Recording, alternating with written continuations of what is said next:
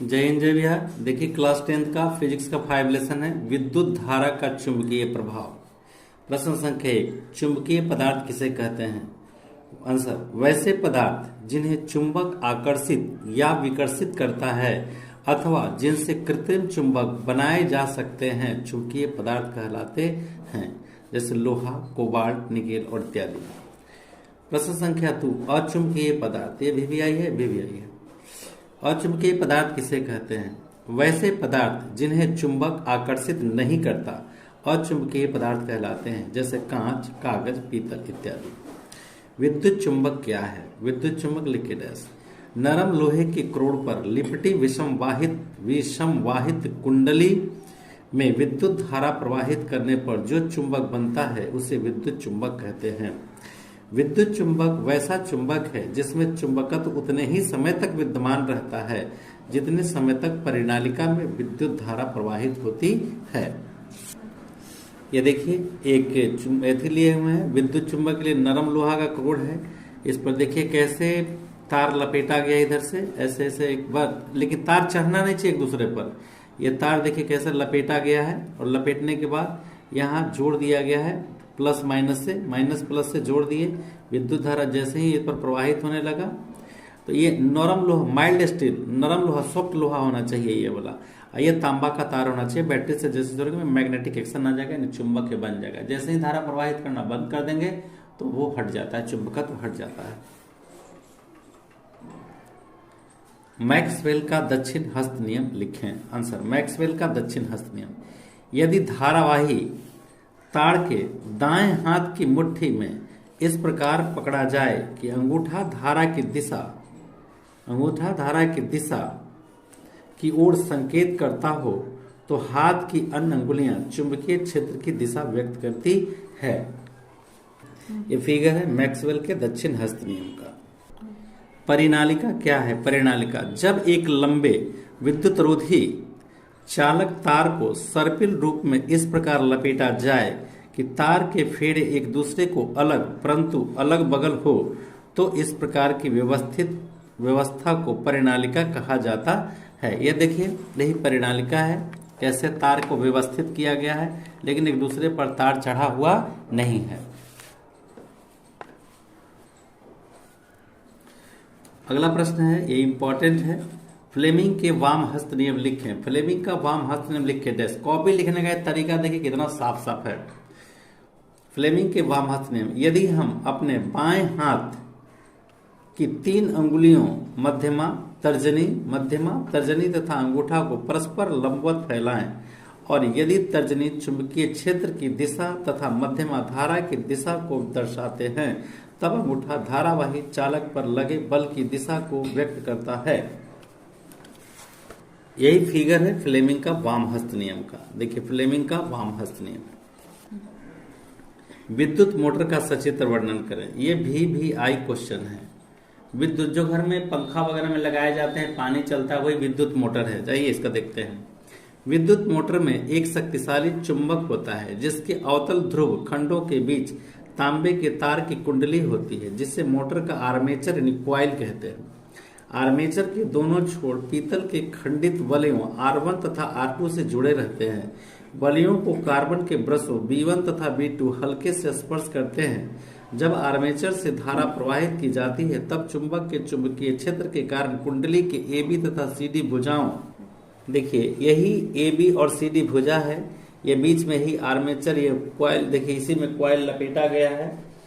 दिखा रहे हैं फिगर। ये देखिए ये साफ ये फिगर है विद्युत मोटर का। ये देखिए यही है आर्मेचर, बीच में लपेटा हुआ है। ये R1 R2 दो भाग में अलग अलग है, इधर से अलग है, इधर से अलग है। इसका कार्बन ब्रश B2, इसका कार्बन ब्रश देखिए B1 है, दोनों अलग अलग है। बैटरी से इसको कनेक्ट किया गया है। यही देखिए ये चुंबक वाला भाग है, साफ दिखाई पड़ रहा है। ये आर्मेचर है बीच से।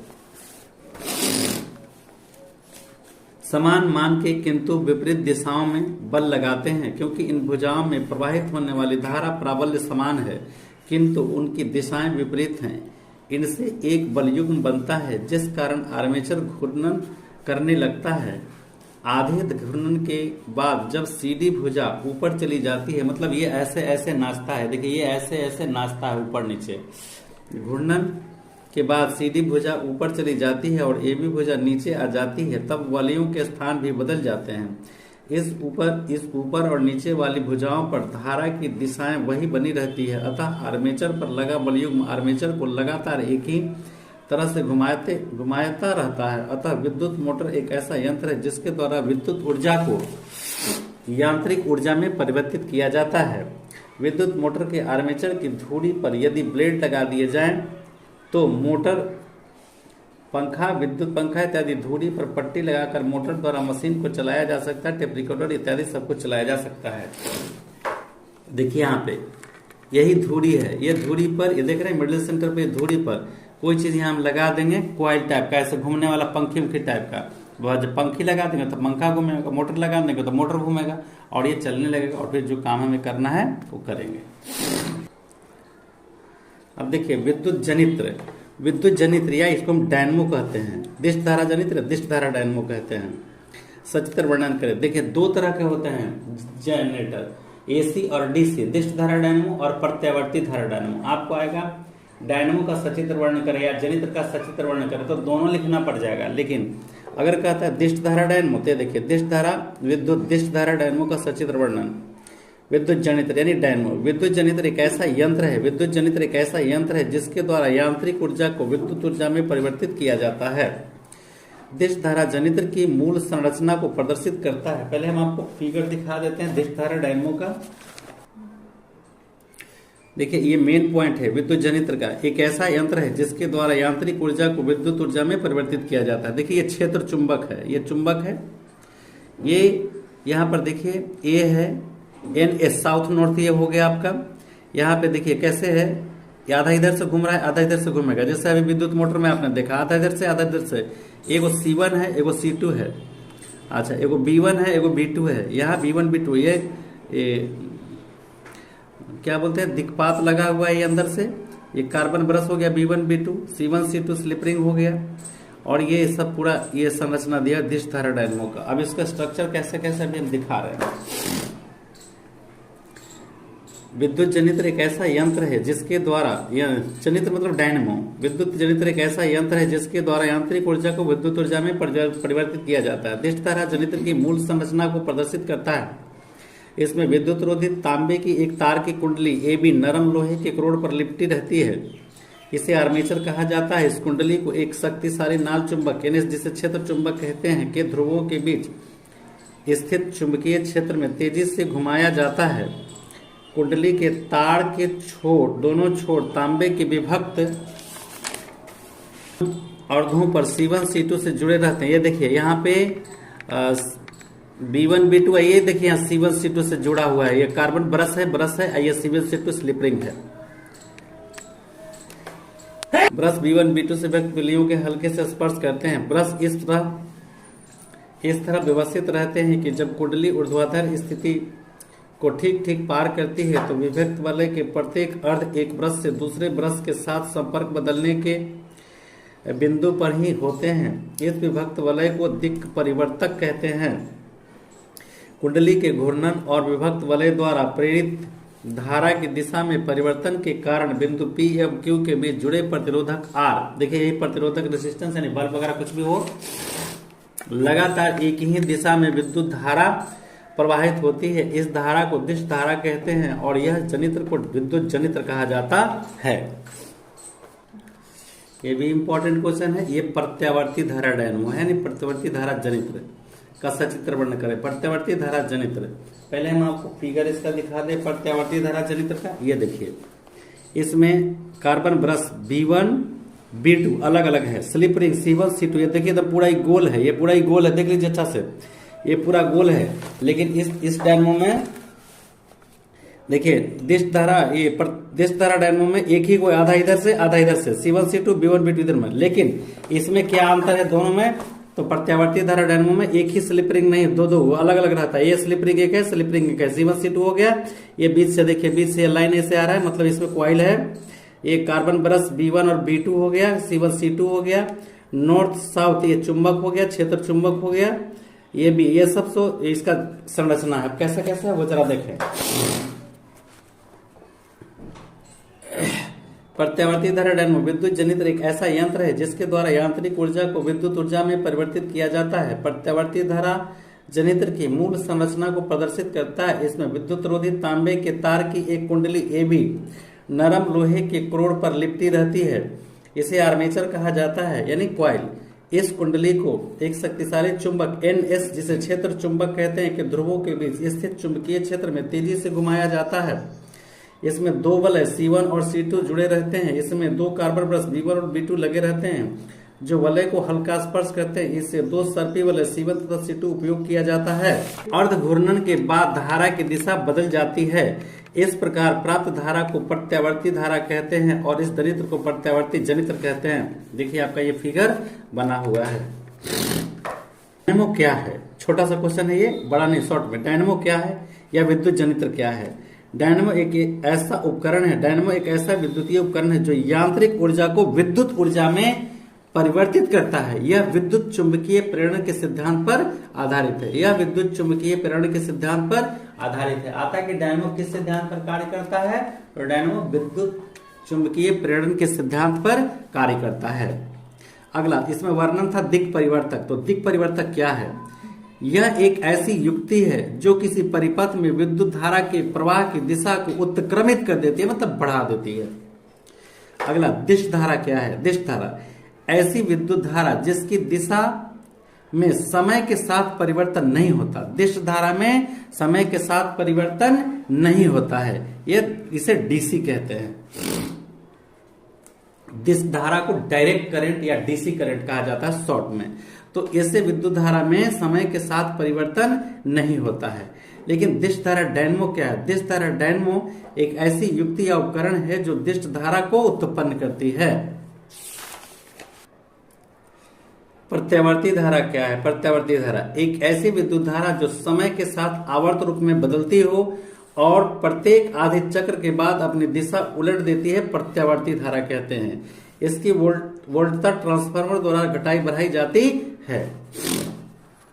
प्रत्यावर्ती धारा डायनेमो क्या है? प्रत्यावर्ती धारा डायनेमो एक ऐसी युक्ति है जो प्रत्यावर्ती धारा उत्पन्न करती है। अगला क्वेश्चन है, डायनेमो कितने प्रकार के होते हैं? तो डायनेमो दो प्रकार के होते हैं, दिश धारा डायनेमो और प्रत्यावर्ती धारा डायनेमो।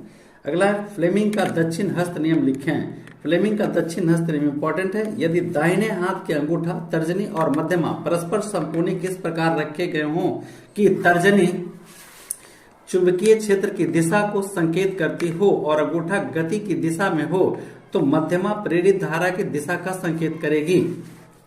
अगला क्वेश्चन है, चुंबक के चुंबकत्व की तीव्रता किन किन बातों पर निर्भर करता है? चुंबक के चुंबकत्व की तीव्रता निम्नलिखित बातों पर निर्भर करता है। नंबर 1, परिनालिका में फेरों की संख्या पर। यदि तार के फेरों की संख्या अधिक होगी तो चुंबकत्व अधिक होगा। दूसरा पॉइंट, यदि विद्युत धारा का परिमाण, विद्युत धारा प्रवाहित होने वाली विद्युत धारा का परिमाण जितना अधिक होगा चुंबकीय क्षेत्र उतना ही प्रबल होगा। तीसरा, क्रोड़ के पदार्थ की प्रकृति। परिनालिका में नरम लोहे के क्रोड़ का व्यवहार करने पर चुंबकत्व अधिक होता है। जरा देखिए इसको का तरीका जो है वो ठीक से देखिए। प्रश्न संख्या कैसे यहाँ लिखा गया है, उत्तर लिखने के बाद हैंड डैश सब इसके अंदर में नंबर दिया गया है, एकदम इधर साफ सुथरा नंबर। कॉपी लिखने का तरीका बहुत बेहतर जानने का जरूरत है। अगला क्वेश्चन है, किसी कुंडली में विद्युत धारा कैसे प्रेरित की जाती है? फैराडे ने यह दिखाया, आंसर है फैराडे ने यह दिखाया है कि यदि छड़ तथा तार की बनी एक बंद कुंडली के बीच की दूरी को तेजी से बदला जाए तो कुंडली में एक क्षणिक विद्युत धारा प्रवाहित होती है। देखिए फिगर है और इसका प्रयोग है। प्रयोग में देखिए, चालक तार की एक बंद कुंडली लेते हैं और इसके सिरों के बीच एक गैल्वेनोमीटर को जोड़ दिया जाता है। क्योंकि कुंडली में कोई परिवर्तन धारा प्रवाहित नहीं होती है, इसलिए गैल्वेनोमीटर में कोई भी विक्षेप नहीं होता है। देखिए यही जी गैल्वेनोमीटर है। अब एक छड़ चुंबक को लेकर उसके किसी एक ध्रुव को बंद कुंडली की ओर तेजी से घुमाया जाता है। हम देखते हैं कि गैल्वेनोमीटर की सुई की क्षणिक विक्षेप होता है। मान लिया कि यह विक्षेप बाईं ओर होता है। जैसे ही छड़ चुंबक की गति समाप्त हो जाती है, गैल्वेनोमीटर में विक्षेप शून्य हो जाता है। अब छड़ चुंबक के उत्तर ध्रुव को तेजी से कुंडली में दूरी से दूर ले जाते हैं तो पाते हैं कि गैल्वेनोमीटर की सुई पुनः विक्षेपित है, किंतु इस बार विक्षेप दाईं ओर होता है। यह इस बात को दर्शाता है कि अब बंद कुंडली के परिपथ में उत्पन्न विद्युत धारा की दिशा पहले की दिशा की अपेक्षा विपरीत दिशा में है। इस प्रयोग से हम यह पाते हैं कि कुंडली के सापेक्ष क्षण चुंबक की गति एक प्रेरित विभवांतर उत्पन्न करती है, जिस कारण कुंडली में प्रेरित विद्युत धारा प्रवाहित होती है। वास्तव में कुंडली के सापेक्ष क्षण चुंबक की गति के कारण कुंडली से गुजरने वाले चुंबकीय क्षेत्र रेखाओं की संख्या में परिवर्तन होता है। अगला प्रश्न है, धारावाही चालक के इर्द गिर्द चुंबकीय क्षेत्र उत्पन्न होता है, इसे दिखाने के लिए ऑस्टेट का प्रयोग का वर्णन करें। आंसर है, इसके प्रदर्शन हेतु ऑस्टेट का प्रयोग इस प्रकार है। तांबा के एक पतले विद्युत रोधी से बनाया गया है, स्विच है, ये तार है, स्टैंड है, ये सब साउथ नॉर्थ दिखाया गया है। तो तार को इस प्रकार रखा जाता है कि तार का ए बी खंड उत्तर दक्षिण दिशा में रहे, जैसा कि चित्र में दिखाया गया है। तार के सिरों के बीच एक बैटरी, एक स्विच और एक रियो स्टैंड में श्रेणी क्रम में जोड़ा जाता है। तार ए बी के नीचे एक किलकित चुंबकीय सुई रखी जाती है। जो स्विच खुल जाता है तो तार में धारा प्रवाहित नहीं होती है और चुंबकीय सुई उत्तर दक्षिण दिशा में पृथ्वी के चुंबकत्व के कारण स्थिर बनी रहती है, अर्थात सुई में कोई विक्षेप नहीं होता है। किंतु जब स्विच बंद कर तार में धारा प्रवाहित की जाती है तब चुंबकीय सुई विक्षेपित हो जाती है, जैसा कि चित्र में दिखाया गया है। अतः धारावाही तार के कारण चुंबकीय सुई का विक्षेप यह दिखाता है कि विद्युत धारा अपने चारों ओर चुंबकीय क्षेत्र उत्पन्न करती है। क्वेश्चन इंपॉर्टेंट है, विद्युत चुंबक एक अस्थायी चुंबक में किस प्रकार का लोहा प्रयुक्त विद्युत चुंबक एवं अस्थायी चुंबक में किस प्रकार का लोहा प्रयुक्त होता है? दोनों तरह के चुंबकों में क्या अंतर है? अस्थायी चुंबक इस्पात का बना होता है, जबकि विद्युत चुंबक नरम लोहा का। देखिए, विद्युत चुंबक अस्थायी चुंबक इस्पात का बना होता है, स्टील का, जबकि यह नरम सॉफ्ट लोहा का, माइल्ड स्टील का बना होता है। अस्थायी चुंबक में विद्युत चुंबक में अंतर, विद्युत चुंबक का चुंबकत्व अस्थायी चुंबक की तरह नहीं होता है। धारा बंद होने पर इसका चुंबकत्व समाप्त हो जाता है। दूसरा, परिनालिका से धारा प्रवाहित होते समय विद्युत चुंबक के एक छोर पर उत्तरी ध्रुव और दूसरे छोर पर दक्षिणी ध्रुव पैदा होता है। धारा को उलट देने पर ध्रुवों की स्थिति भी उलट जाती है, जबकि अस्थायी चुंबक में ऐसा नहीं होता है। विद्युत चुंबक में परिनालिका में धारा का मान बदलने से चुंबकत्व की तीव्रता समानुपाती ढंग से बढ़ती है, अतः इससे चुंबकत्व को नियंत्रित किया जा सकता है। अस्थायी चुंबक में की तीव्रता लगभग एक समान बनी रहती है। ये देखिए, यह अस्थायी चुंबक है, इस्पात का बना हुआ है। ये विद्युत चुंबक है, नरम लोहा का छोर है, तार लपेटा गया है, यहाँ करंट देंगे, धारा प्रवाहित करेंगे तो चुंबकत्व आ जाएगा। विद्युत चुंबक का उपयोग बताएं। क्वेश्चन है, विद्युत चुंबक का उपयोग बताएं। विद्युत चुंबक का उत्तर है विद्युत चुंबक बहुत उपयोगी होता है। इसका कुछ प्रमुख गुण निम्नलिखित है। इसे विद्युत उपकरणों में प्रयुक्त किया जाता है। बिजली की घंटी, पंखा, रेडियो, कंप्यूटर आदि में इसका प्रयोग किया जाता है। दूसरा, विद्युत मोटरों और जनरेटरों के निर्माण में इसका प्रयोग होता है। तीसरा, इस्पात की छड़ों को चुंबक बनाने के लिए इसका प्रयोग किया जाता है। चौथा, चुंबकीय पदार्थों को उठाने में इसका प्रयोग किया जाता है। पांचवा, चट्टानों को तोड़ने में इनका उपयोग किया जाता है। छठा, अयस्कों में से चुंबकीय और अचुंबकीय पदार्थों को अलग करने में इसका उपयोग किया जाता है। अगला प्रश्न है, विद्युत फ्यूज का क्या कार्य है? स्पष्ट करने के लिए एक प्रयोग बताइए। आंसर है, विद्युत परिपथ सुरक्षा। देखिए, ये फ्यूज है, ये चीनी मिट्टी का बना होता है। देखिए, यहाँ पे पतला तार है, यही तार उड़ जाता है, ठीक है ना। ये तार जब फ्यूज होता है तो गल जाता है। विद्युत परिपथ सुरक्षा के लिए फ्यूज का प्रयोग बहुत आवश्यक होता है, क्योंकि शॉर्ट सर्किट होने की अवस्था में इसमें लगी तार पिघल जाती है और विद्युत धारा का प्रवाह रुक जाता है, जिससे आग लगने का भय कम होता है। किसी विद्युत परिपथ में कम प्रतिरोध से होकर धारा को प्रवाहित हो जाने को शॉर्ट सर्किट कहते हैं। विद्युत परिपथ के चालक तार पुराने होने से उनका रोधी पदार्थ निकल जाने पर दो तारों को छू जाने से शॉर्ट सर्किट होता है। फ्यूज से सुरक्षा क्या होता है? एक बैटरी तथा बल्ब को चित्र के अनुसार जोड़े गए हैं। धारा प्रवाहित होने पर बल्ब जल जाएगा। अब बल्ब में से कुछ ऊपर संपर्क तारों पर रोधी पदार्थ को छील कर निकाल देते हैं, तब जलता रहेगा।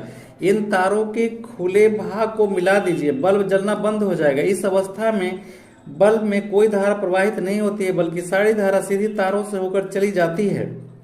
इस संपर्क तारों के प्रतिरोध कम होने के कारण धारा का मान बहुत अधिक हो जाता है और तार शीघ्र गर्म हो जाता है। किसी विद्युत यंत्र में इस प्रकार कम प्रतिरोधी से होकर धारा प्रवाहित हो जाने को शॉर्ट सर्किट कहते हैं। फ्यूज लगे होने पर इनकी तार जो है पिघल जाती है और आग लगने के भय कम हो सकते हैं। चुंबक के उत्तर तथा दक्षिण ध्रुव को मिलाने वाली रेखा को क्या कहते हैं? आंसर, चुंबक के उत्तर तथा दक्षिण ध्रुव के मिलाने वाली रेखा को चुंबकीय अक्ष कहते हैं। क्वेश्चन है, चुंबक के सिरों के निकट का वह बिंदु जहां चुंबक का आकर्षण बल सबसे अधिक होता है क्या कहते हैं? आंसर, चुंबक के सिरों के निकट जहां आकर्षण बल अधिक होता है उसे ध्रुव कहते हैं। किसी चुंबक में दो ध्रुव, उत्तरी ध्रुव और दक्षिणी ध्रुव होता है। अगला क्वेश्चन है, क्या दो चुंबकीय रेखाएं एक दूसरे को काट सकती हैं? उत्तर, नहीं, दो चुंबकीय रेखाएं एक दूसरे को कभी भी नहीं काट सकती हैं। अगला क्वेश्चन है, चुंबक के निकट लाने पर दिक्सूचक की सुई विक्षेपित क्यों नहीं होती है? दिक्सूचक की सुई एक छोटी छड़ चुंबक होती है जिसके दोनों सिरे पर उत्तर और दक्षिण दिशाओं की ओर संकेत करते हैं। चुंबक के विपरीत सिरे एक दूसरे को आकर्षित करते हैं और इसी कारण समान सिरे विकर्षित करते हैं। किसी चुंबक के निकट लाने पर उसके चुंबकीय बल चुंबकीय सुई के ध्रुवों पर बल लगाता है और इसीलिए दिक्सूचक की सुई विक्षेपित हो जाती है। उसका उत्तरी सिरा चुंबक के दक्षिणी सिरे की ओर और दक्षिणी सिरा उसके उत्तरी सिरे की ओर घूम जाती है। आस्टेट के प्रयोग में चुंबकीय सुई के विचलन की दिशा किन किन बातों पर निर्भर करती है? आंसर, आस्टेट के प्रयोग में चुंबकीय सुई के विचलन की दिशा निम्नलिखित बातों पर निर्भर करती है। नंबर 1, धारा पर, दूसरा चुंबकीय सुई की स्थिति पर। अब चलिए, क्रोड़ किसे कहते हैं? क्रोड़, परिनालिका जिस पदार्थ में लिपटी रहती है उसे क्रोड़ कहते हैं। परिनालिका जिस पदार्थ में लिपटी रहती है उसे क्रोड़ कहते हैं। अगला, चुंबकीय क्षेत्र के 3 स्रोत की सूची बताइए। एक, पहला, एक प्राकृतिक चुंबक के चारों तरफ चुंबकीय क्षेत्र होता है। एक धारावाही सीधा चालक के चारों तरफ चुंबकीय क्षेत्र होता है। एक धारावाही परिनालिका के चारों तरफ चुंबकीय क्षेत्र होता है। अगला क्वेश्चन है, किसी चुंबकीय क्षेत्र में स्थित विद्युत धारावाही चालक पर आरोपित बल कब अधिकतम होता है? आंसर, किसी चुंबकीय क्षेत्र में स्थित विद्युत धारावाही चालक पर आरोपित बल अधिकतम होता है जब विद्युत धारा की दिशा चुंबकीय क्षेत्र की दिशा के लंबवत होती है। विद्युत चुंबकीय प्रेरण किसे कहते हैं? वह प्रक्रम जिसके द्वारा किसी चालक के परिवर्तित चुंबकीय क्षेत्र के कारण किसी अन्य चालक में विद्युत धारा प्रेरित करती है उसे विद्युत चुंबकीय प्रेरण कहते हैं। अगला क्वेश्चन है, कुछ ऐसी युक्ति के नाम लिखिए जिनसे विद्युत मोटर उपयोग किए जाते हैं। आंसर है, पंखा, विद्युत पंखा में विद्युत पंखों, रेफ्रिजरेटरों, कूलरों, वॉशिंग मशीनों, कंप्यूटर, प्लेयरों इत्यादि में इसका उपयोग किया जाता है। विद्युत मोटर का उपयोग है ये वाला। विद्युत मोटर का सिद्धांत लिखें। आंसर है, जब अनेक कुंडलियां से युक्त धारा का संवहन करती एक आयताकार कुंडली को शक्तिशाली चुंबक क्षेत्र में रखा जाता है तो यांत्रिक बल का कार्य करते हुए निरंतर घूमती है। इस सिद्धांत पूर्ण रूप से गैल्वेनोमीटर तथा अन्य विद्युतीय उपकरण की तरह कार्य करता है। यह फ्लेमिंग के बाह्य हस्त नियम पर सिद्धांत पर आधारित है। अगला क्वेश्चन है, विद्युत जनित रेनी विद्युत डायनमो का क्या उपयोग है? तो विद्युत डायनमो का उपयोग व्यावसायिक स्थानों पर विद्युतीय उपकरण को चलाने के लिए होता है। जैसे सप्लाई कट जाता है ना, तब जनरेटर चलाया जाता है। अगला क्वेश्चन है, दिश धारा के कुछ स्रोतों के नाम लिखे। दिश धारा के कुछ स्रोत हैं शुष्क सेल यानी बैटरी, बटन सेल, ब्लेड बैटरियां और डीसी जनरेटर। बड़ा बड़ा होता है जनरेटर, जो शादी ब्याह में भी आपके यहाँ आता है। अगला क्वेश्चन है, प्रत्यावर्तित विद्युत धारा उत्पन्न करने वाले स्रोत का नाम बताइए। प्रत्यावर्तित विद्युत धारा उत्पन्न करने वाली स्रोत है नाभिकीय ऊर्जा संयंत्र, थर्मल पावर प्लांट, जलीय पावर और स्टेशन इत्यादि। विद्युन्मय उदासीन तथा भू तार के विद्युत रोधी आवरण सामान्यतः किस कलर का होता है? विद्युन्मय तार यानी गर्म तार लाल रंग का होता है, उदासीन तार काले रंग का होता है तथा अर्थ यानी भू संपर्क तार हरे रंग का होता है। एकदम ध्यान रखिएगा। किसी विद्युत परिपथ में लघु पतन कब होता है? किसी विद्युत यंत्र में जब धारा कम प्रतिरोध से होकर प्रवाहित होती है तो उसे लघु पतन याद लीजिएगा उसमें। अगला प्रश्न है, घरेलू कार्यों के लिए व्यवहार में जाने वाली बिजली क्या है? उत्तर है मेन पावर लाइन। इसे 220 वोल्ट और 50 हर्ट्ज कहते हैं। अगला क्वेश्चन है, घरों के विद्युत परिपथ में विद्युतीय उपकरण किस उपक्रम में जोड़ा जाता है? किस क्रम में जोड़ा जाता है? तो समानांतर क्रम में जोड़ा जाता है। घर का जितने उपकरण है समानांतर क्रम में जोड़ा जाता है। केवल मीटर जो है या इमीटर जिसको कहते हैं वो श्रेणी क्रम में जोड़ा जाता है। ये ध्यान रखिएगा। मुख्य धारा, अगला क्वेश्चन है, मुख्य धारा में वोल्टता का अधिकतम मान जिसके लिए फ्यूज पिघल जाए वह फ्यूज के किस गुण को आधारित करता है? आंसर है फ्यूज का उपयोग निम्न या उच्च वोल्टता को नियंत्रित करने के लिए किया जाता है, अर्थात उच्च वोल्टता होने पर फ्यूज पिघल जाता है तथा वायरिंग के सारे तार सुरक्षित रह जाते हैं। यह सुरक्षात्मक गुण को दर्शाता है जिसे फ्यूज की क्षमता भी कहते हैं। क्वेश्चन है दो चुंबकीय क्षेत्र रेखाएं एक दूसरे को प्रतिच्छेद क्यों नहीं करती हैं? आंसर यदि दो चुंबकीय क्षेत्र रेखाएं किसी बिंदु पर वे एक दूसरे को प्रतिच्छेद करें तो उस बिंदु पर सुई दो दिशाओं की ओर संकेत करेगी, जो संभव नहीं है। अतः ये क्षेत्र रेखाएं परस्पर प्रतिच्छेद नहीं करती हैं। अगला क्वेश्चन है सीधी धारा के कारण उत्पन्न चुंबकीय क्षेत्र रेखाएं कैसी होती हैं? सीधी धारा के कारण उत्पन्न चुंबकीय क्षेत्र रेखाएं सकेंद्रीय वृत्त के पैटर्न पर होती है। प्रश्न है मेज के तल पर पड़े तार के वृत्ताकार पास में दक्षिणावर्त विद्युत धारा प्रवाहित हो रही है।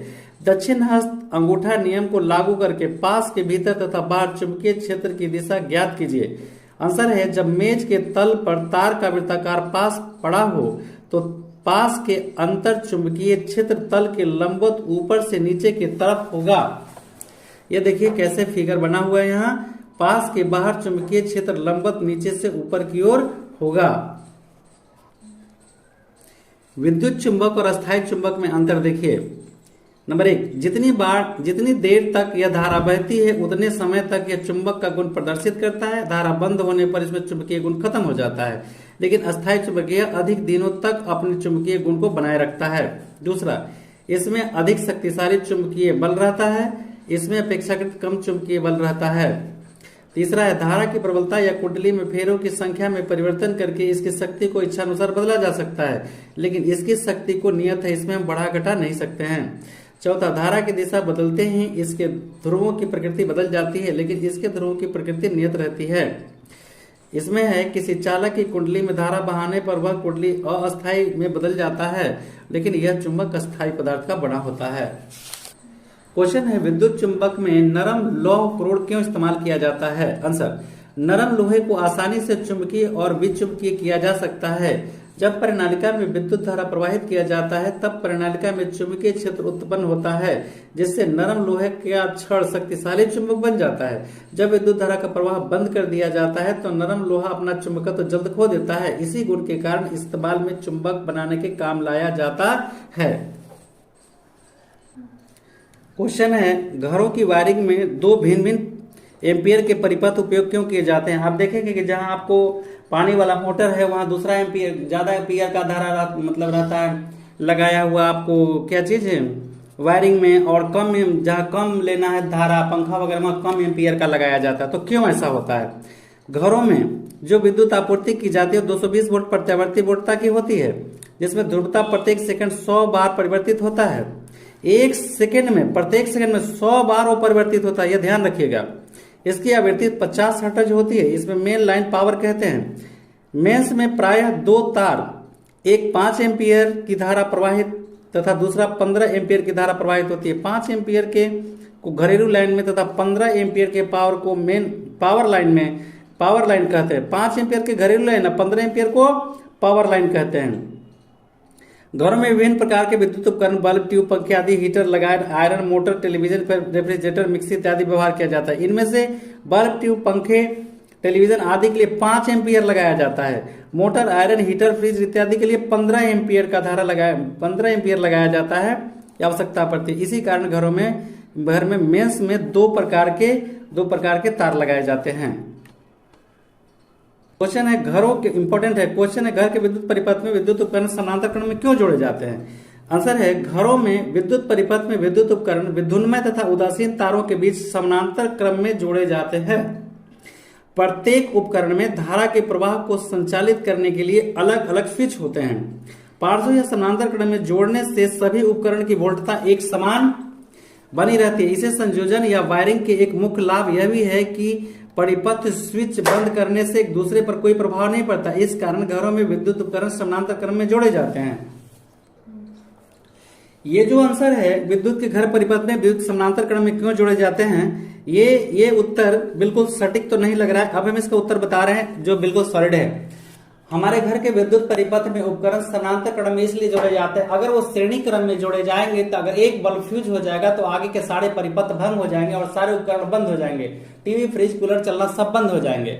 लेकिन अगर यही समानांतर क्रम में जोड़ा जाता है तो कोई भी उपकरण खराब हो जाने से, कोई भी विद्युतीय चीज यानी तार, बल्ब अगर फ्यूज कर जाए या पंखा बंद हो जाए तो आगे का जितना सप्लाई है वो सब चालू रहता है। इसलिए हमारे घरों के जो मीटर हैं वो श्रेणी क्रम में जोड़े जाते हैं। अगर मीटर का फ्यूज उड़ जाएगा तो आपको कहीं से भी परिपथ चलना बंद हो जाएगा और लाइन नहीं जाएगा अगर वो खराब हो। इसलिए हमारे घर में एक परिपथ, एक चीज अगर एक उपकरण बंद हो जाने के कारण पूरे उपकरण बंद नहीं हो जाए, काम करना बंद नहीं कर दें, इसलिए हम इसे समानांतर क्रम में जोड़ते हैं। समानांतर क्रम में जुड़े उपकरण में अगर एक खराब होने पर भी अगला परिपथ चालू रहता है, लाइन भंग नहीं होता है। क्वेश्चन है, विद्युत परिपथों को अतिभारण लघु पतन से कैसे सुरक्षित किया जा सकता है?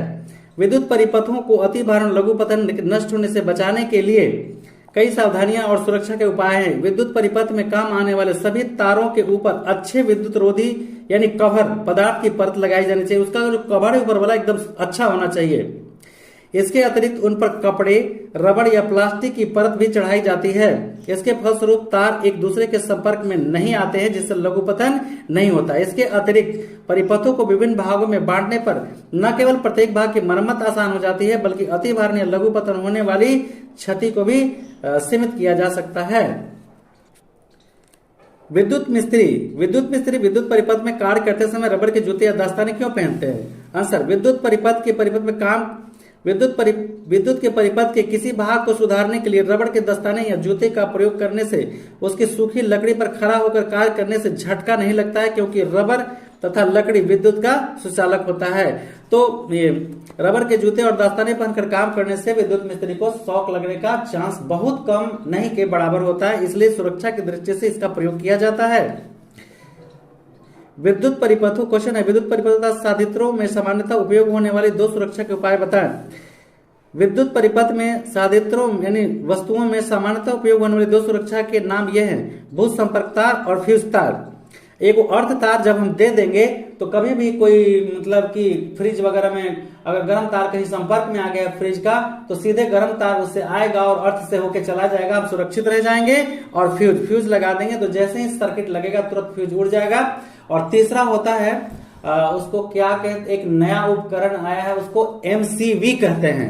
उसको हम तीसरा उपकरण है MCV लगाने से जैसे ही सर्किट होता है तुरंत गिर जाता है, MCV डाउन हो जाता है और व्यक्ति बच जाता है। फ्यूज तार विद्युत परिपथ में क्यों लगाए जाते हैं? फ्यूज की क्षमता का क्या तात्पर्य है?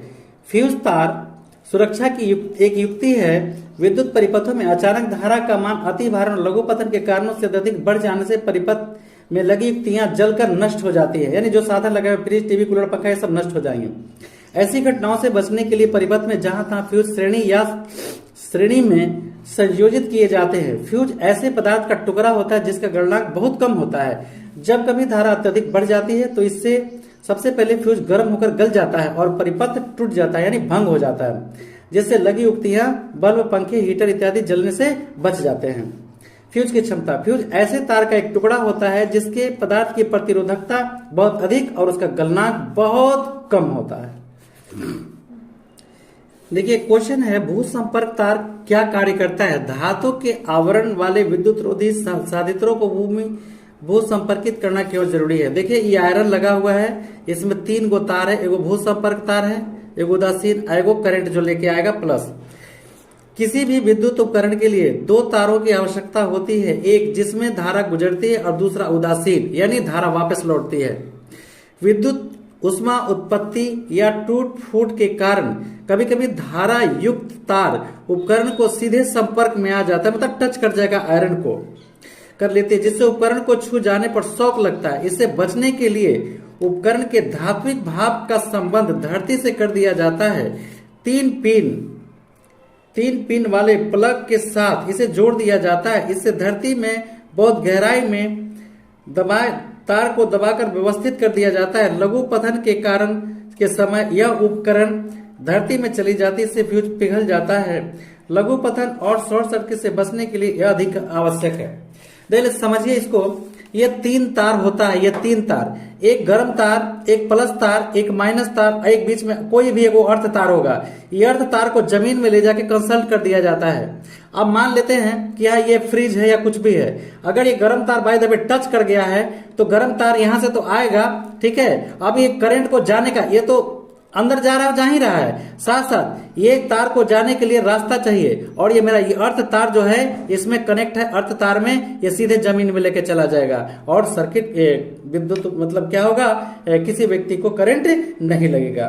चिकित्सा विज्ञान के क्षेत्र में चुंबक का क्या महत्व है? मानव शरीर में अति कमजोर चुंबकीय क्षेत्र उत्पन्न होता है। यह शरीर के भीतर चुंबकीय क्षेत्र के विभिन्न भागों को प्रतिबिंब प्राप्त करने का आधार बनाता है। इसके लिए चुंबकीय अनुनाद प्रतिबिंबन की सहायता से विशेष प्रतिबिंब लिए जाते हैं, जो चिकित्सा विज्ञान के लिए अति महत्वपूर्ण है। क्वेश्चन है, चुंबकीय क्षेत्र रेखाओं के गुणों की सूची बनाइए। नंबर 1, ये रेखाएं उत्तरी ध्रुव से शुरू होती है और दक्षिणी ध्रुव में समाप्त होती है। ये रेखाएं एक बंद वक्र होती हैं। दूसरा, ये रेखाएं कभी भी एक दूसरे को नहीं काटती हैं। तीसरा, यह चुंबकीय क्षेत्र रेखाएं अपेक्षाकृत अधिक निकट होती हैं जहां चुंबकीय बल की प्रबलता होती है। क्वेश्चन है, विद्युत धारा से उत्पन्न होने वाले 2 प्रमुख प्रभाव। आंसर है चुंबकीय प्रभाव और उष्मा प्रभाव। क्वेश्चन है, उत्तर दिशा की ओर संकेत करने वाले चुंबकीय सिरे को क्या कहते हैं? उत्तरोन्मुखी ध्रुव या उत्तर ध्रुव। क्वेश्चन, दक्षिण दिशा की ओर संकेत करने वाले चुंबकीय क्षेत्र सिरे को क्या कहते हैं? दक्षिणी मुखी या दक्षिणी ध्रुव। क्वेश्चन, किसी बल के कारण लौह चूर्ण एक पैटर्न में व्यवस्थित हो जाता है चुंबकीय बल के कारण। क्वेश्चन, चुंबकीय क्षेत्र कैसी राशि है जिसमें परिमाण और दिशा दोनों होते हैं? 6, चिकित्सा क्षेत्र में किस चुंबकीय प्रभाव कहां प्रयुक्त किया जाता है? MRI मैग्नेटिक रिजोनेंस इमेजिंग में। 7वां, चुंबकीय क्षेत्र को जानने का क्या अच्छा तरीका है? आंसर, चुंबकीय बल रेखाओं के अध्ययन से। 8वां, चुंबकीय क्षेत्र की आपेक्षिक प्रबलता अधिकतम कहाँ होती है? चुंबक के ध्रुव पर। 9, परिनालिका में लोहे की छड़ रखने में से क्या होता है? विद्युत क्षेत्र की शक्ति बढ़ जाती है। 10वां, परिनालिका में लपेटे की संख्या बढ़ने से इसकी चुंबकीय शक्ति पर क्या प्रभाव पड़ता है? शक्तियां बढ़ जाती है। अगला है, परिनालिका में विद्युत धारा प्रवाह बंद करने पर क्या होता है? चुंबकीय प्रभाव खत्म हो जाता है। 12, यदि परिनालिका के सिरे पर विद्युत धारा की दिशा दक्षिणावर्ती हो तो वह सिरा कौन सा ध्रुव? दक्षिण ध्रुव कहलाता है। अगला, किसी परिनालिका का वह सिरा जिसमें धारा का प्रवाह वामवर्त हो वह कौन सा हिस्सा कहलाता है? उत्तरी ध्रुव कहलाता है। अगला, परिनालिका में धारा की दिशा बदलने पर क्या प्रभाव पड़ता है? ध्रुव की स्थिति परस्पर बदल जाती है। अगला क्वेश्चन है, परिनालिका के भीतर चुंबकीय बल रेखाएं किन रेखाओं की भांति होता है? समानांतर बल रेखाओं की भांति होता है। किसी परिनालिका के बीच सभी बिंदुओं पर चुंबकीय क्षेत्र कैसा होता है? सभी बिंदुओं पर चुंबकीय क्षेत्र समान होता है। विद्युत शक्ति किन किन बातों पर निर्भर करती है? विद्युत धारा की शक्ति पर, कुंडली में लपेटे गए तारों की संख्या पर और चुंबक के रूप में। मानव शरीर के किन 2 भागों में चुंबकीय क्षेत्र उत्पन्न होता है? हृदय और मस्तिष्क में। नाल चुंबक तथा दंड चुंबक में कौन सी चुंबकीय पदार्थों को अधिक शक्ति आकर्षित करता है और क्यों? नाल चुंबक अधिक शक्तिशाली होता है इसमें क्योंकि दोनों ध्रुव पास पास होते हैं। कोई 2 बल रेखाएं आपस में एक दूसरे को क्यों नहीं काटती हैं? आंसर, कोई 2 बल रेखाएं आपस में एक दूसरे को नहीं काटती क्योंकि यदि वे काटे तो इसका तात्पर्य यह होगा कि कटान बिंदु पर उत्तरी ध्रुव पर लगा परिणाम बल 2 दिशाओं में होगा, जो असंभव है। कौन सा ध्रुव परस्पर आकर्षण करते हैं और कौन सा प्रतिकर्षण करते हैं? चुंबक के विपरीत ध्रुव आकर्षण करते हैं और समान ध्रुव प्रतिकर्षण करते हैं। नाल चुंबक शक्तिशाली क्यों होता है? क्योंकि दोनों ध्रुव पास पास होते हैं। फ्यूज किस मिश्र धातु का बना होता है? इसका विशेषता क्या है? फ्यूज सीसा और टीन से बनी मिश्र धातु का होता है, इसका गलनांक कम होता है। घरों में विद्युत दुर्घटना विद्युत परिपथ में किस कारण होता है? शॉर्ट सर्किट के कारण होता है। क्वेश्चन, विद्युत परिपथ को ठीक करने के लिए किस चीज से बने हुए दस्ताने पहनना चाहिए? आंसर, रबर का। क्वेश्चन है, ट्रांसफार्मर किसे कहते हैं? विद्युत की वोल्टता को अधिक या कम करने वाले उपकरण को ट्रांसफार्मर कहते हैं। ऐसे ट्रांसफार्मर 2 प्रकार के होते हैं, स्टेप अप ट्रांसफार्मर और स्टेप डाउन ट्रांसफार्मर। क्वेश्चन है, किसी विद्युत उपकरण चुंबकीय क्षेत्र की दिशा किसी बिंदु पर किस प्रकार ज्ञात करते हैं? आंसर, चुंबकीय क्षेत्र के उस बिंदु के दिक्सूचक सुई रखते हैं। दिक्सूचक सुई के उत्तरी ध्रुव की दिशा चुंबकीय क्षेत्र की दिशा दर्शाती है। क्वेश्चन है चुंबकीय क्षेत्र रेखाओं की दिशा को क्या कहते हैं? आंसर चुंबकीय क्षेत्र की दिशा चुंबक के उत्तरी ध्रुव की ओर बंद वक्र के समान होती है। क्वेश्चन है चुंबकीय क्षेत्र रेखाएं अधिक संख्या में कहां होती है? आंसर चुंबकीय क्षेत्र रेखाएं ध्रुवों पर ज्यादा सघन होती है। क्वेश्चन है क्या होगा यदि धारावाही चालक में धारा की दिशा को उलट दिया जाए? तो आंसर है दिक्सूचक सुई की भुजाओं में विक्षेपण की दिशा उल्टी हो जाएगी। क्वेश्चन यदि सीधे तार में प्रवाहित विद्युत धारा की दिशा उत्क्रमित कर दिया जाए तो चुंबकीय क्षेत्र रेखाओं की दिशा पर क्यों उत्क्रमित हो जाएगी? आंसर चुंबकीय क्षेत्र रेखाएं की दिशा भी उत्क्रमित हो जाएंगी। क्वेश्चन एक सीधे धारावाही चालक के चारों तरफ चुंबकीय क्षेत्र की प्रकृति क्या होती है? संकेंद्रीय वृत्ताकार होती है। ये संकेंद्रीय वृत्ताकार रेखाएं निरूपित करते हैं। क्वेश्चन ये चुंबकीय क्षेत्र रेखाएं दर्शाती हैं। क्वेश्चन है किसी बिंदु पर चुंबकीय क्षेत्र की दिशा कैसे ज्ञात करते हैं? आंसर किसी बिंदु पर चुंबकीय क्षेत्र की दिशा ज्ञात करनी है तो उस बिंदु पर एक दिक्सूचक रखते हैं। दिक्सूचक सुई की उत्तर ध्रुव की दिशा और चुंबकीय क्षेत्र की दिशा को दर्शाती है। चुंबकीय क्षेत्र इकाई क्या है? टेस्ला। चुंबकीय क्षेत्र की इकाई क्या है? टेस्ला। चुंबकीय क्वेश्चन है चुंबकीय फ्लक्स का ऐसा मात्रक क्या है? वेबर। सीधी धारा के कारण उत्पन्न चुंबकीय बल रेखाएं कैसी होती है? संकेंद्रीय वृत्त के रूप में। फ्लेमिंग के दाएं हाथ की नियम किस दिशा को ज्ञात करता है? धारा की दिशा। फ्लेमिंग के बाएं हाथ के नियम किस दिशा को ज्ञात करता है? चालक की गति की दिशा। घरेलू परिपथ में अति भारण तथा लघु पतन से बचने के लिए क्या किया जाना चाहिए? फ्यूज तार का प्रयोग करना चाहिए या एमसीबी का? क्वेश्चन है फ्यूज का कैरियर क्या होता है? कैरियर मतलब उसमें रखने वाला। यह चीनी मिट्टी का एक खोल होता है जिसमें तांबे के 2 पॉइंट होते हैं। इन दोनों को फ्यूज की तार से जोड़ देते हैं। इस खोल को फ्यूज कैरियर कहते हैं। कल कारखानों में ब्रेकर का क्या काम होता है? तो विद्युत यंत्रों की अधिक विद्युत से सुरक्षा करना उनका काम होता है। 2 प्रकार के जनित्र कहां कहां प्रयोग होते थे? एसी जनित्र उद्योग और पावर हाउसिंग में और डीसी जनित्र कार इत्यादि में प्रयुक्त होता है। क्वेश्चन है विद्युत मोटर का उपयोग कहां होता है? विद्युत मोटर विद्युत पंखा, रेफ्रिजरेटर, विद्युत मिश्रक, वॉशिंग मशीन इत्यादि में इसका उपयोग होता है। व्यवसायिक मोटर में कौन सा चुंबक लगाया जाता है? तो विद्युत चुंबक लगाया जाता है। नरम लोहे, क्रोर और कुंडली को मिलाकर क्या कहते हैं? कॉइल, आर्मेचर कहते हैं। गैल्वेनोमीटर क्या है? गैल्वेनोमीटर एक ऐसा उपकरण है जो परिपथ में विद्युत धारा की उपस्थिति को संसूचित करता है। क्वेश्चन है हमारे देश में उत्पादित प्रत्यावर्तित विद्युत धारा कितनी देर बाद अपनी दिशा को बदलती है? हर 1/100 सेकंड के बाद। प्रत्यावर्ती धारा की आवृत्ति क्या है? Hertz, 50 hertz. एसी का महत्वपूर्ण लाभ क्या है? इसे बिना क्षय के सुदूर स्थानों तक भेजा जा सकता है बिना कोई नुकसान का। ये क्वेश्चन है ऑस्टेड का प्रयोग लिखें। ऑस्टेड का प्रयोग प्रमाणित करना है। ठीक है, ऑस्टेड का प्रयोग प्रमाणित करना है। तो ये 1920 में ऑस्टेड नामक वैज्ञानिक ने पता लगाया था। क्या है उसका सिद्धांत? ऑस्टेड का सिद्धांत लिखें और उसे प्रमाणित करें, प्रयोग द्वारा प्रमाणित करें। तो ऑस्टेड का प्रयोग, यही से आंसर है आपका। जब किसी चालक से विद्युत धारा प्रवाहित की जाती है तब चालक के चारों ओर चुंबकीय क्षेत्र उत्पन्न होता है। ये देखिए प्रयोग, ये चित्र बना हुआ है। इस प्रयोग में चालक तार ए बी, ये चालक तार कहाँ है? ए बी, ये चालक तार है। ये देखिए चालक तार स्टैंड किया हुआ है, सब जोड़ा गया है। ए बी एक चालक तार को उत्तर दक्षिण दिशा में तान दिया जाता है। देखिए ये ताना हुआ है तार। ये देखिए सीधा ये तार साफ ताना हुआ है ए बी। तार के ठीक नीचे एक चुंबकीय क्षेत्र एनएस रख दी जाती है। देखिए एनएस, ये चुंबकीय सुई रखा गया इसके तार के नीचे। तब तार में कोई विद्युत धारा नहीं प्रवाहित होती है। तब सुई पृथ्वी के चुंबकत्व के कारण उत्तर दक्षिण दिशा में रहता है। यह चित्र में दिखाया गया है। इसके बाद फिर जब तार AB में विद्युत धारा प्रवाहित की जाती है, ये तार में जैसे हम करंट देते हैं विद्युत धारा प्रवाहित, तब सुई विक्षेपित होकर लगभग तार के लंबवत हो जाती है। ये देखिए सीधा हो गया, तार की तरफ हो गया, तार के लंबवत हो जाती है। तार से होकर प्रवाहित धारा की दिशा को उलट देने पर भी सुई की विक्षेप तार के लंबवत होती है। इस बार सुई के ध्रुवों की स्थिति पहली बार की स्थिति की अपेक्षा विपरीत। अगर धारा को तार को उलट देंगे तो धारा भी उलट जाएगा। धारा की दिशा को समान रखते हुए जब तार को क्रमशः सुई के ऊपर और नीचे रख कर प्रयोग को दोहराया जाता है तो सुई विपरीत दिशा में विक्षेपित होती है। देखिए कैसे सुई विक्षेपित हुआ है।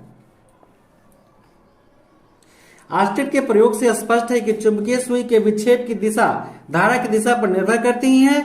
इसके साथ साथ इस बात पर भी निर्भर करती है कि चुंबकीय सुई के ऊपर है या नीचे। दीवार में छिपे धारावाही तार का स्थान निर्धारित चुंबकीय सुई से किया जा सकता है। सुई को दीवार के निकट लाने पर जिस स्थान पर सुई विचलित होती है वहीं धारावाही तार छिपा हुआ है। तो इसको दीवार के अंदर जो तार रहता है उससे भी करंट को जानकारी लेने में इसकी मदद लिया जाता है। ऑस्टेड का प्रयोग किया जाता है।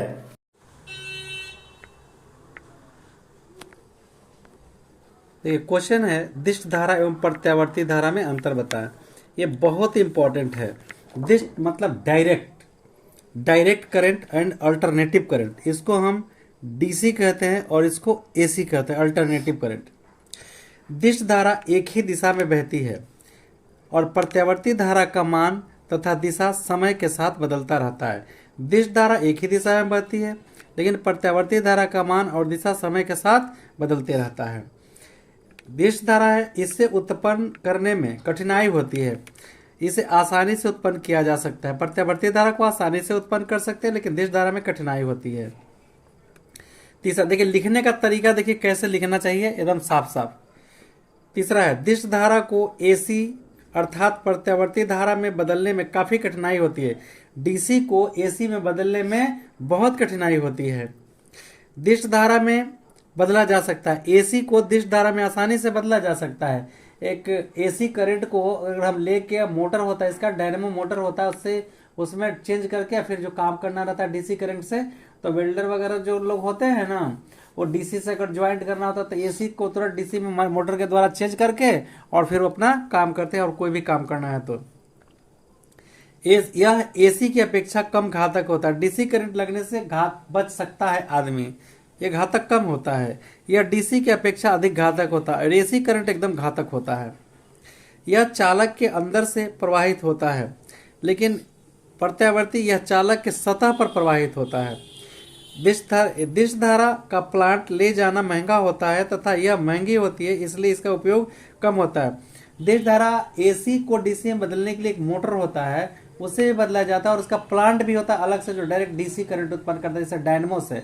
शादी ब्याह में जो हम प्लांट लगाते हैं या लाते हैं जनरेटर वगैरह, उससे तो थोड़ा महंगा होता है। प्रत्यावर्ती धारा को ले जाना आसान होता है, सस्ती होती है, इसलिए यह अधिक उपयोगी होता है। जो सप्लाई हमें मिलता है पोल के द्वारा वो एसी करंट होता है और तार के माध्यम से कहीं भी ले जाना आसान होता है। लेकिन डीसी करंट को पूरा प्लांट ले जाना पड़ता है। कहीं भी अगर गांव में सप्लाई देना है तो कितना तार लेते रहेंगे और कितना दूरी तय करते रहेंगे, तो उसका प्लांट काफी महंगा होता है।